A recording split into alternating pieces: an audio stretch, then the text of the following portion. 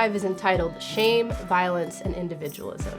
In the earlier chapters, we unpack the significance of the connection between shame and violence. So here's where we're adding in the importance of individualism in how we grapple with those realities or don't grapple with them, particularly in the United States, which many would argue is perhaps the most individualist society that's ever existed on the face of the earth. Right.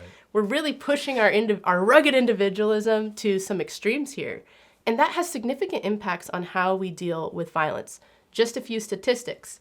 The United States is 3 times more violent than the next most violent industrialized nation, which is Northern Ireland. Not a place particularly known for tranquility, right? But we're 3 times more violent than that. We also incarcerate fully 25% of all of the world's imprisoned people. Even though we only have 4 or 5% of the world's population. Right. It's hugely disproportionate. So even if we just look at those 2 statistics, we can see that something's not quite right. Something's not working in the way that we're trying to approach violence.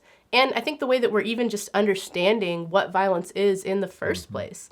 Because we have a hard time grappling with these communal and these social realities and with understanding why certain people become violent while others don't, right?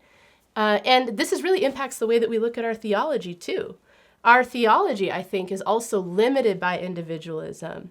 And the way that those limitations happen makes it hard for us to see how the gospel and how scripture speaks really, really powerfully to violence and to those big questions that we're asking about what's going on in our world and in our country. Yeah, normally we think of the gospel as speaking to me as an individual. And that's pretty much it. Of course, the gospel does speak to me as an individual. I don't want to minimize that.